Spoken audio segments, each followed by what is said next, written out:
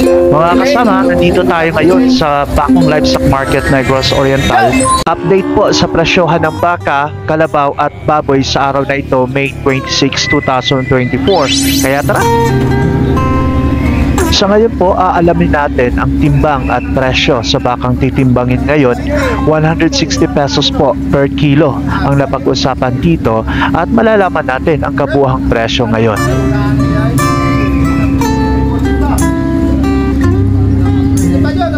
Repeat.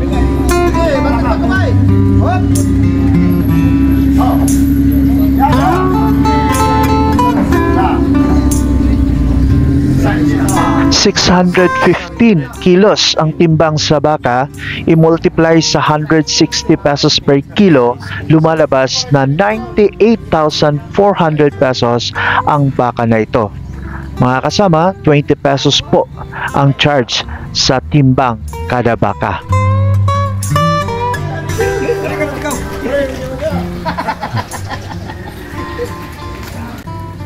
Alamin natin mga kasama ang timbang sa pulang baka na ito, mas lalo natin maiintindihan ang presyohan kapag tinitimbang.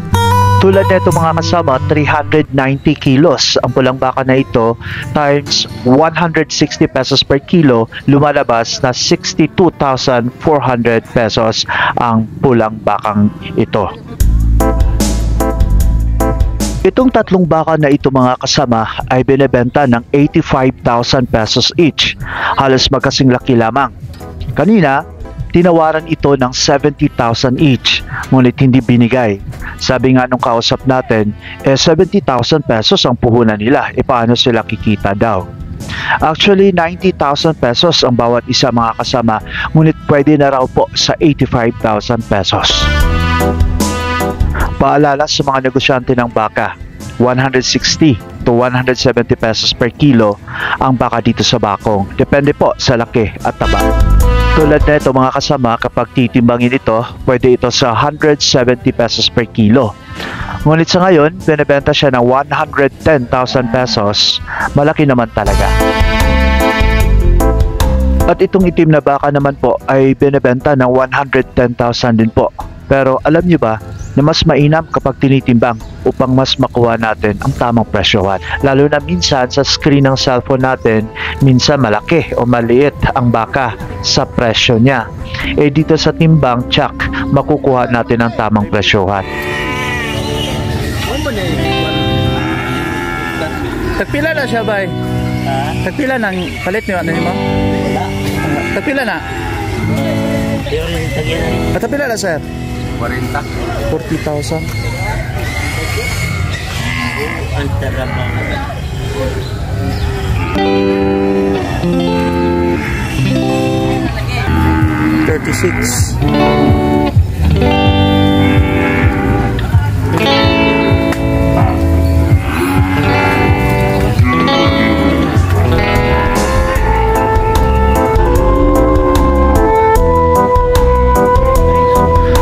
Sa bago pa lang sa channel natin, ang Tuldo Bakong Livestock Market, ay iba't ibang klaseng baka ang meron dito. Tulad sa area na ito, halos medium size or may mas maliliit tayong makikita.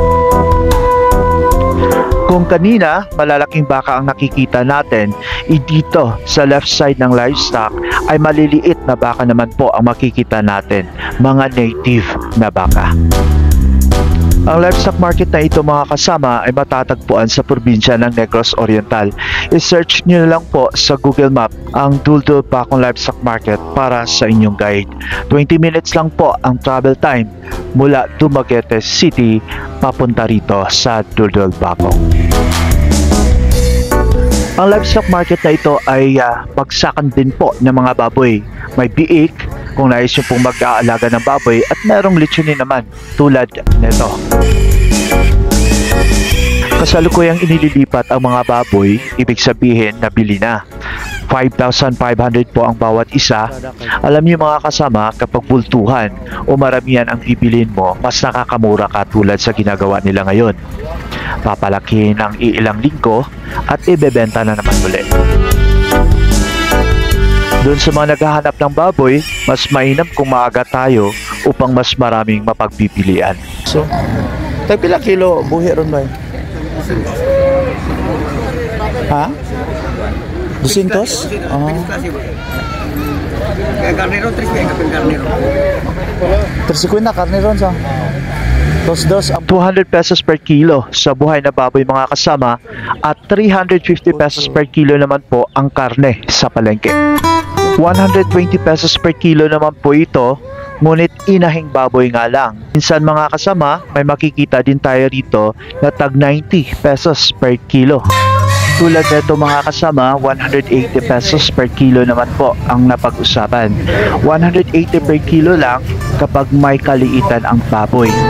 53 kilos po ang timbang sa baboy, i-multiply natin sa 180 per kilo kung saan yun ang presyo na pag-usapan nila. Lumalabas na 9,540 ang baboy. Sa ngayon mga kasama, hinuhuli ang baboy na kakatimbang lamang.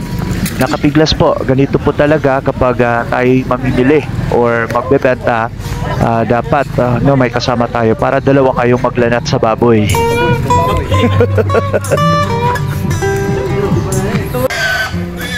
O sa wakas, nahuli rin. Muli mga kasama, ang livestock market na ito ay bukas kada Lunes. Nagsisimula ng madaling araw at natatapos ng alas 11 ng umaga. Mas mahina mga kasama kung maaga kayo dahil hindi ho mainit at makakapili kayo. 20 minutes lang po ang biyahe na ito mula Dumaguete City. Merong mga kambing naman po dito mga kasama, ngunit hindi ganun kadami.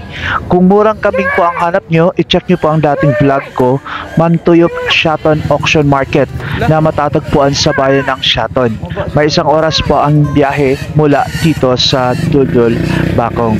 At maaari nyo rin panoorin ang 65 videos ko sa aking YouTube channel, Quirino's Adventure, tungkol sa mga livestock market around Negros Oriental. Kung naibigan niyo po ang video na ito tungkol sa kahayupan, huwag niyo pong kalimutan mag-like and subscribe para sa susunod na mga video. Salamat!